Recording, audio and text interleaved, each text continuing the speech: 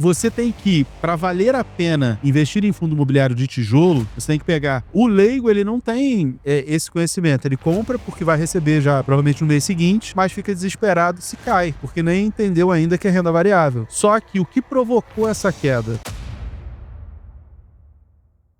Quais são os fundos imobiliários, professor, que você acha e que você vê como positivos para o investidor ficar de olho? Para o investidor, acho que é focar ali lajes corporativas e renda urbana, o HGRU, KNRI, que é meio lajes, o HGRE, é meio laje, meio logístico, KNRI de logístico, HGLG de logístico, são fundos que eu gosto. Shopping, eu gosto do XP Malls, do HGBS, papel, o HGCR, KNCR, que são mais equilibrados. Os de papel voltados a IPCA, é uma coisa importante, eles estão muito baratos agora, porque fundo imobiliário, ele geralmente demora uns 2 meses para repassar a inflação. Então a gente tem uma oportunidade maior em fundos de papel voltados a IPCA, que é a maioria, né? A maioria dos fundos de papel, eles são voltados a IPCA. Mas, na sua opinião, vale mais a pena fundo de papel ou fundo de tijolo agora? Assim, o fundo de papel, ele tem um problema em relação ao fundo de tijolo. Então depende muito do objetivo de cada um. O fundo de papel, ele paga muito dividendo, só que ele não tem expectativa de valorização e de correção do patrimônio. Diferente do fundo de tijolo, que todo ano tem reavaliação do patrimônio. E os fundos imobiliários, por conta de tudo isso, eles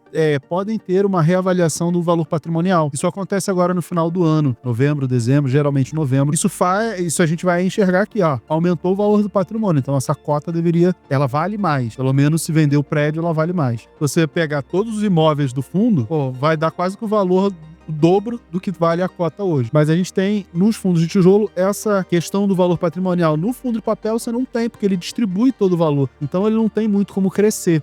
Qual que eu devo escolher? Depende muito do objetivo. Quem precisa de resultados mais imediatos, até pode ter mais papel na carteira. Que resultado mais imediato? Sei lá, de repente está desempregado, tem um patrimônio lá, precisa receber um valor maior. Eu já sou aposentado, tô no fim da vida, e aí o fim da vida é uma referência muito de cada um. Mas eu preciso receber um valor maior agora e depois eu vou consumir esse patrimônio até morrer e acabou. Então pode ter uma parcela maior de fundo de papel, não vejo problema. Quem está construindo um patrimônio pensando mais a longo prazo, eu teria mais tijolo. E aí eu teria mais ou menos uns 75% de tijolo e 25% de papel. Esses 25% de papel hoje dá para pesar um pouco mais no IPCA porque está descontado. E o restante teria de tijolo, concentrando nesses setores mais interessantes, shopping, lajes, logístico, renda urbana, já tá bom. Então, como os mais tradicionais também estão baratos, eu ia mais para esses mais tradicionais, eu acho que faz mais sentido. Mas claro que toda carteira, montagem de carteira, gestão de carteira, depende muito do objetivo de cada um. Se você não atrelar o seu objetivo ao investimento que você escolheu, nada mais vai fazer sentido. É por isso que as pessoas investem na renda fixa, no tesouro, que teoricamente seria o mais tranquilo, e perdem dinheiro. Por quê? Porque as taxas subiram e tem um monte de gente perdendo dinheiro na renda fixa. Tem um monte de gente desesperada com o tesouro direto. Por quê? Comprou IPCA mais 6, agora tá mais 7, tá perdendo dinheiro. Mas e se segurar até o final, você não vai perder, é garantido. Sim, só que a pessoa comprou o IPCA 2045 num dinheiro que vai precisar ano que vem, daqui a 2 anos. E aí vai apanhar com a marcação a mercado. O maior erro do investidor é não pegar assim, pra que eu tô fazendo isso, pra que meta que eu tenho e o que eu tô escolhendo pra essa meta. Se pegar a meta, escolher um investimento que casa com aquela meta, eu acho que resolve a maior parte dos problemas. A gente tá vendo o ministro da Economia, Fernando Haddad, tentar aprovar aí um pacote de corte de gasto. Qual a sua expectativa para esse pacote? E se for bem feito, a gente pode ver aí os fundos imobiliários dar um respiro. Ter um respiro é a taxa de juros cair. Sim. E a taxa de juros ela vai cair, dólar e tudo isso vai cair se melhorar o fiscal. O que é o fiscal? Grosseiramente, receita e despesa do governo. O governo gasta mais do que recebe, aumenta o rombo. E se equilibra isso aí, o investidor estrangeiro olha e fala, não, tá mais equilibrado, o governo está preocupado com o arcabouço fiscal e com tudo isso, então o Brasil não é tão arriscado assim. Se ele não é tão arriscado assim, poxa, dá pra eu colocar algum dinheiro lá. Aí o dólar cai, a taxa de juros diminui, tudo fica equilibrado. Se o governo não apresenta de forma clara e contundente para todo mundo que tem essa preocupação, o gringo, ele vai pegar e vai tirar o dinheiro. E ele não tá olhando lá que o governo isso e aquilo. Eu falei, cara, tem um risco aqui que é maior ou menor do que eu posso correr. Ele simplesmente vai tirar o dinheiro. Se ele tira o dinheiro, o dólar vai subir. Ponto. No Brasil é a mesma coisa. Porque a Faria Lima, cara, tá todo mundo preocupado lá em dar retorno ao cotista, porque senão não ganha bônus. Não ganha. E aí é isso, tá? Essa é a preocupação. E se todo mundo enxerga que tem um risco maior, tira o dinheiro daquilo ali e coloca em outra coisa, e outro tipo de ativo, e vai fazendo esse giro. Mentira, o gestor de fundo vai sempre fazer isso. Então, é importante que o governo dê uma sinalização muito clara ao mercado de que está preocupado, que tem uma responsabilidade fiscal, porque senão a gente só vai ver taxas subindo, dólar subindo, tudo isso subindo. E isso é muito ruim para o governo. O que você acha dessa questão que o governo está tentando sempre colocar no Congresso para taxar os mais ricos, para colocar mais imposto sobre essa classe? Eu acho que eles não estão querendo taxar os mais ricos. Eu acho que é imposto para todo mundo, né? O problema do aumento da carga tributária é que as pessoas reduzem o consumo, porque não dá, a população não consegue sustentar o país. Mas exigir de governo brasileiro ser mais eficiente, gastar... Difícil. Há 500 anos que a gente está nessa, e os investidores, pessoa física, meio que acordaram e conheceram um pouco de fundos imobiliários, chegou ali no topo em 2019, depois teve pandemia. Então é um mercado que está amadurecendo. A gente está vendo aí um amadurecimento desse mercado. Por exemplo, FOF, são os fundos de fundos, meio que está acabando, né? Isso aí tende a acabar e meio que virar os Red Funds, que são fundos multimercado, para que eles possam investir em qualquer tipo de classe de ativo, porque não deu certo. Eu sempre fui contra a FOF, nunca gostei, porque é o gestor tentando fazer trade para dar resultado num ativo que não tem tanta liquidez assim, para que o gestor esteja tradando bilhões e bilhões e bilhões todo dia. Não tem mercado para isso, né? É um mercado pequeno. Então a gente está percebendo essa evolução. Em relação à queda, cair 10, 15% na renda variável não é nada demais. Só que o que provocou essa queda? Quando a gente está falando de fundos imobiliários de tijolo, a gente faz a precificação, que é o que a gente chama de valuation deles, pensando e comparando com o tesouro de longo prazo de 10 anos, o tesouro IPCA mais de daqui a 10 anos, que seria mais ou menos o 2035, que ele tem uma taxa parecida com 2045. O que aconteceu com a taxa do tesouro? Tá pagando aí IPCA mais 6,70, 6,50,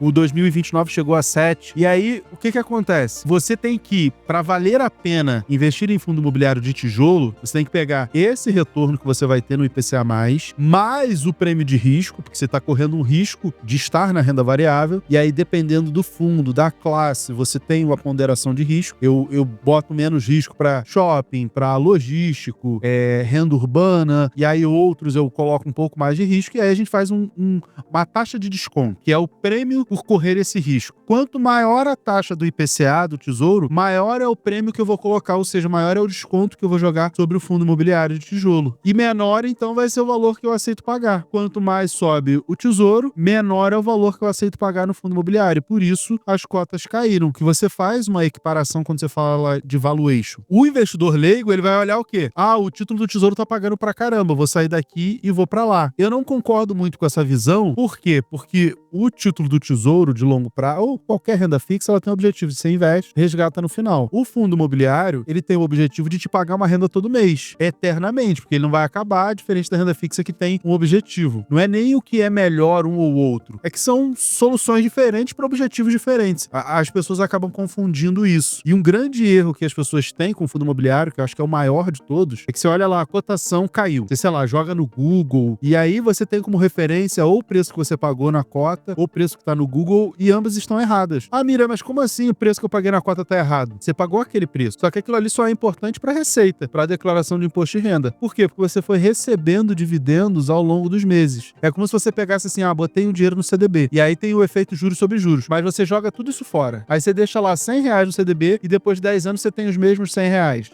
Mas não existe isso porque tem os juros. Então, o fundo imobiliário tem o dividendo. Se você considera o preço e não usa uma informação de, como a gente chama de gráfico descontado a dividendos, você vai simplesmente achar que aquilo ali sempre vai ser ruim. Você está ignorando a principal característica do fundo imobiliário, que é o pagamento de dividendos. Sim. O mesmo raciocínio serve para ações. E aí, quando você compara, você vê que é uma diferença gigantesca da cota para a cota mais o dividendo e da cota mais o dividendo reinvestido. Então, o leigo, ele não tem esse conhecimento. Ele compra porque vai receber já, provavelmente no mês seguinte, mas fica desesperado se cai, porque nem entendeu ainda que é renda variável. É normal. E por que caiu tanto? Condições macroeconômicas, principalmente o impacto fiscal, política, Brasil, né? A gente tem aí o tesouro subindo pra caramba, taxas de juros, expectativa de Selic subindo cada vez mais, e isso impacta toda a renda variável. A bolsa sofreu menos porque a gente tem Petrobras que subiu, Vale até que caiu um pouco, mas a gente tem um pouco de commodities ali, e a bolsa já estava muito barata. Se não fosse o risco fiscal, era para a bolsa de valores das ações, né, de maneira geral, estarem bem acima. Por isso que a bolsa não caiu tanto, porque já estava muito barata, então não tinha muito para onde cair. O mercado já tinha precificado muita coisa. Quais fundos você acha que estão baratos, que valem a pena agora? Meio que tudo tá barato. O problema é que as pessoas vão acabar confundindo e a gente tem uma assimetria de riscos. O que que é isso? Tudo caiu, então mais ou menos tudo tá barato. Só que aquilo que era ruim caiu, mas não na mesma proporção do que as coisas boas. Então o risco-retorno não tá valendo a pena para aquilo que não é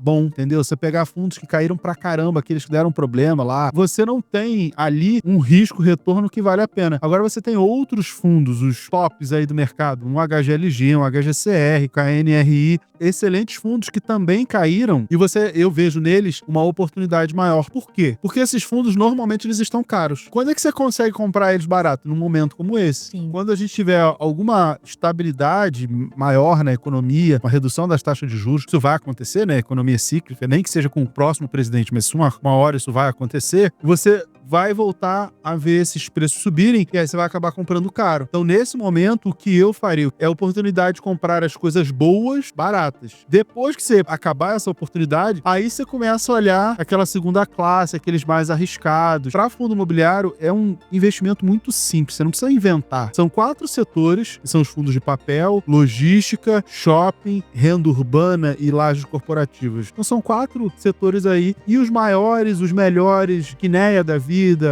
agora é Pátria, né, que era Reding Grifo, principalmente, essas 2 gestoras. Você tem os maiores fundos e os mais interessantes. Shopping, você tem um XP Malls, que eu acho que é o que eu gosto mais, mas não tem nada assim, tão difícil. Se você concentrar ali, separar os maiores fundos imobiliários, você já tá pegando também os melhores. Não é tão difícil. Pro leigo, O HGLG é um fundo que sempre teve caro, né? Difícil comprar ele, né? também, o dividendo dele também diminuiu. Porque ele é um fundo que ele tem uma característica também de desenvolvimento. Então ele compra terreno, cria o galpão logístico, aluga, deixa estar bonitinho, depois ele vende. E aí ele tem um lucro imobiliário com isso também. Então ele consegue fazer esse movimento. Por enquanto, nada mudou. Então o tempo vai provar. Mas se ela continuar fazendo um bom trabalho, a equipe de gestão continuar fazendo o bom trabalho que sempre fez, vai continuar sendo excelentes fundos. Não só o HGLG, eu gosto muito do HGCR, que ele é meio, metade PCA, metade CDI, né? Então, igual o KNSC, que também é da Quineia, que também é meio. Que a Quineia tem o KNP, que é a inflação, e o KNCR, que é CDI. Aí eles fizeram o KNSC com cota lá na mais ou menos R$10, que é metade. Recomendei KNSC, porque ele é isso, é CDI e PCA. O CDI, que é a Selic e over, ele vai subir para controlar a inflação. A inflação sobe, aí tem que subir a Selic. Então você tem um pouco de cada, de inflação e de taxa de juros, então tá sempre ali. São fundos que você não vai perceber uma queda, nossa, caiu pra caramba, porque se a taxa de juros cai, você tem um incentivo, um estímulo à inflação. Se a inflação cai é porque a taxa de juros subiu, então vai ficar ali.